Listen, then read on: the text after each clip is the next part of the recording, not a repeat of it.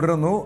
ചേർത്തലയിലെ ഐഷയെ കൊലപ്പെടുത്തിയതെന്ന് Sebastian കുറ്റസമ്മതം നടത്തിയതായി case diary. Aisha കൊലപാതകത്തിന്റെ കേസ് ഡയറിയുടെ പകർപ്പ് ന്യൂസ് 18 പുറത്തുവിട്ടു. കോട്ടയം ക്രൈംബ്രാഞ്ചിനോടാണ് കുറ്റസമ്മതം മൊഴി നൽകിയത്. സ്വർണവും പണവും തിരിച്ചു ചോദിച്ചതിന്റെ പ്രതികാരമാണ് കൊലപാതകം. പള്ളിപ്പുറത്തെ വീട്ടുവളപ്പിൽ നിന്ന് കണ്ടെത്തിയ മൃതദേഹാവശിഷ്ടങ്ങളിൽ ഐഷയുടേതുണ്ടെന്ന നിഗമനത്തിലാണ് പോലീസ്.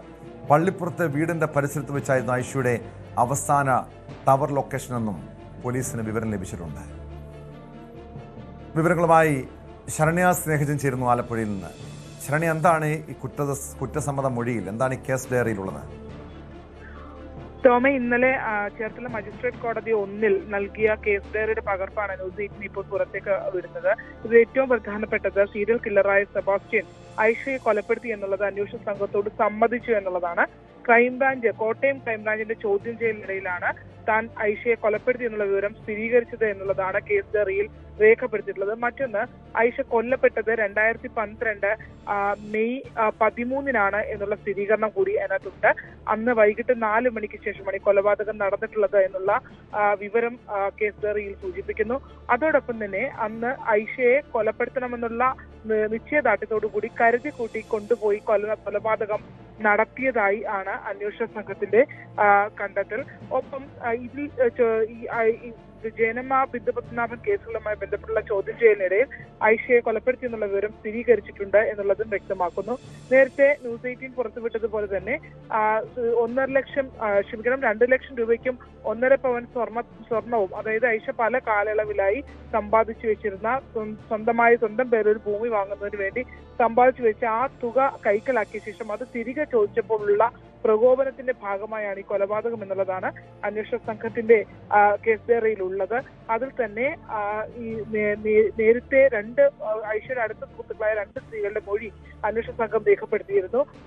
ഈ മൊഴി പുറത്തേക്ക് വരികയും നമുക്കറിയാം, കുറച്ചു നാളുകൾക്ക് മുമ്പ് തന്നെ ഐഷയുടെ ഏറ്റവും അടുത്തൊരു സുഹൃത്തായ സ്ത്രീ നമ്മളോട് ചില ഞെട്ടിക്കുന്ന വിവരങ്ങൾ പറഞ്ഞിരുന്നു. അതായത് സെബാസ്റ്റ്യൻ ഈ പണത്തിനും സ്വർണത്തിനും അത് തിരികെ നൽകാതിരിക്കാൻ വേണ്ടിയാണ് ഈ കൊലപാതകം നടത്തിയെന്നും തലേ ദിവസം ഇവർ ഐഷയെ സെബാസ്റ്റ്യൻ മർദ്ദിക്കുന്നത് കണ്ടു എന്നുമുള്ള വിവരം നമുക്ക് നൽകിയിരുന്നു.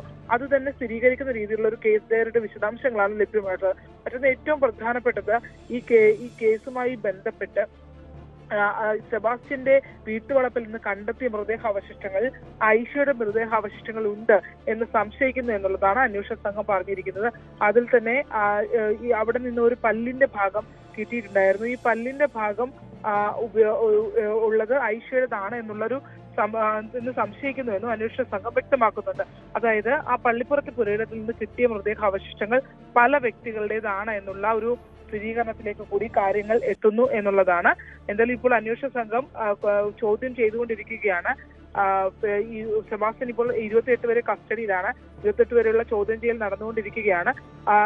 അതിനിടയിലാണ് ഇപ്പോൾ കോടതിയിൽ നൽകിയിട്ടുള്ള കസ്റ്റഡി അപേക്ഷയും ഒപ്പം തന്നെ നമുക്ക് കേസ് ഡയറിയുടെ പകർപ്പും ലഭ്യമായിട്ടുള്ളത്.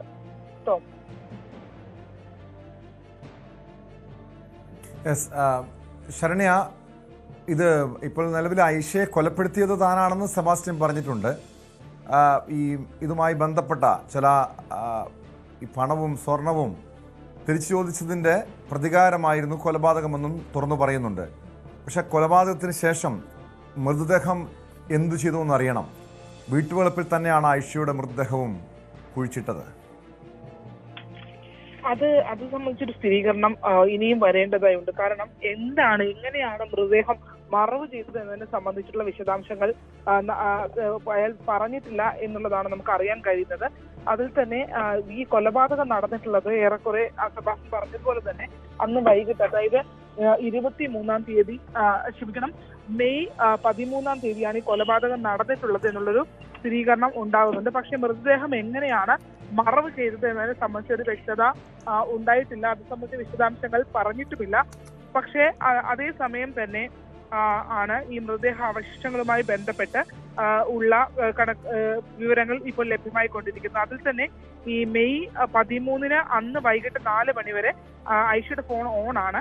അത് അവർക്ക് ടവർ ലൊക്കേഷൻ വഴി പോലീസിന് അന്വേഷണ സംഘത്തിന് കണ്ടെത്താൻ കഴിഞ്ഞിട്ടുണ്ട്. ഒപ്പം തന്നെ മെയ് ആ ദിവസം വൈകിട്ട് 4 മണിക്ക് ശേഷം ആ ഫോൺ സ്വിച്ച് ഓഫ് ആവുകയും ചെയ്തിട്ടുണ്ട്. അത് വന്നിരിക്കുന്ന ടവർ ലൊക്കേഷൻ എന്ന് പറയുന്നത് സെബാസ്റ്റിന്റെ പള്ളിപ്പുറത്തെ വീടിന്റെ പരിസരമാണ്. അപ്പൊ അന്വേഷണ സംഘത്തിന് അത്തരം കാര്യങ്ങളൊക്കെ കണക്ട് ചെയ്യാനും അതിന്റെ സയന്റിഫിക് ആയിട്ടുള്ള തെളിവുകളൊക്കെ അവർക്ക് എടുക്കാൻ കഴിയുകയും ചെയ്തിട്ടുണ്ട്. അന്ന് തന്നെ ആ 4 മണിക്ക് ശേഷം ഐഷ അവിടെ വെച്ച് കൊല്ലപ്പെട്ടിട്ടുണ്ട് എന്നുള്ളതാണ്. പക്ഷെ ഇതെങ്ങനെ മറവ് ചെയ്തു, എങ്ങനെയാണ് മൃതദേഹാവശിഷ്ടങ്ങൾ നീക്കം ചെയ്തതിനെ സംബന്ധിച്ചൊക്കെ ഇനിയും കാര്യങ്ങൾ അറിയേണ്ടതായുണ്ട്.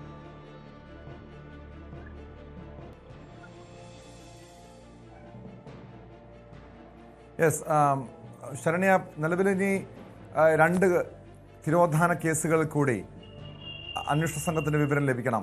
3 പേരെ കൊലപ്പെടുത്തിയത്, അതായത് ജൈനമ്മയെയും ബിന്ദു പത്മനാഭനെയും ഐഷയെയും കൊലപ്പെടുത്തിയത് ഇയാളാണെന്ന് തുറന്ന് സമ്മതിച്ചിട്ടുണ്ട്. കുറ്റസമ്മതം മൊഴി നടത്തിയിട്ടുണ്ട്. മറ്റ് 2 പേരുടെ, സിന്ധു എന്ന ബിന്ദുവിൻ്റെ കാര്യത്തിലും കൂത്താട്ടുകുളം സ്വദേശിനിയായ വീട്ടമ്മയുടെ കാര്യത്തിലും എന്താണ് സംഭവിച്ചത്, ഇക്കാര്യത്തിലും ഇയാൾ എന്താണ് സംഭവിച്ചെന്ന കാര്യം സെബാസ്റ്റിന് മാത്രമേ അറിയാവൂ. അതേക്കുറിച്ച് അന്വേഷണ സംഘത്തിന് മൊഴി നൽകിയിട്ടുണ്ടോ? തോമസ്, സെബാസ്റ്റിൽ നിന്ന് വിവരങ്ങൾ തേടുക എന്നുള്ളത് വളരെ ശ്രമകരമായ ഒരു കാര്യമാണ്. കാരണം ഈ ഐഷ കേസിനകത്ത് തന്നെ കോട്ടയം ക്രൈംബ്രാഞ്ചിലൂടെ അയാൾ ഒരു കൺഫെഷൻ നടത്തിയെങ്കിൽ പോലും ഇന്നലെ കോടതിയിൽ എത്തിയപ്പോൾ ഇത്രയധികം ആളുകൾ ഐഷയും സെബാസ്റ്റിനും തമ്മിലുള്ള ബന്ധത്തെക്കുറിച്ച് ഉള്ള തെളിവുകളും ഒപ്പം തന്നെ മൊഴികളും നൽകുമ്പോഴും ഇന്നലെ കോടതിയിലെത്തിയ ഘട്ടത്തിൽ തനിക്ക് ഐഷയെ അറിയുക പോലും ചെയ്യില്ല എന്നുള്ള മറുപടിയാണ് സെബാസ്റ്റ്യൻ പറഞ്ഞതെന്നുള്ളതാണ്. അയാൾ ഓരോ ഘട്ടത്തിലും കാര്യങ്ങൾ മാറ്റി പറഞ്ഞുകൊണ്ടേയിരിക്കുന്നു. പക്ഷേ ഇയാൾക്ക് കൃത്യമായി ഇതിനകത്ത് ബന്ധമുണ്ട് എന്ന് അന്വേഷണ സംഘത്തിന് പല കോണുകളിൽ നിന്ന് അത് വിവരങ്ങൾ ലഭിക്കുകയും സാക്ഷിമൊഴികൾ അടക്കം രേഖപ്പെടുത്താൻ കഴിയുകയും ചെയ്തിട്ടുണ്ട്.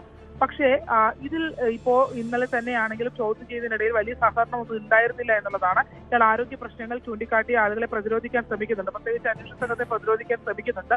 എങ്കിൽ പോലും അയാളിൽ നിന്ന് വിശദാംശങ്ങൾ തേടാനുള്ള ശ്രമം അതീവ നടക്കുന്നുണ്ട്. പക്ഷേ അതേസമയം അതിനകത്ത് ഈ മറ്റ് കേസുകൾ സംബന്ധിച്ചൊന്നും അയാൾ ഇപ്പോൾ ഒരു വിശദാംശവും നൽകുന്നില്ല.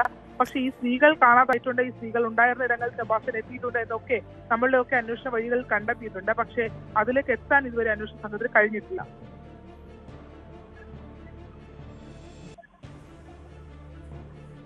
വ്യക്തമാണ്.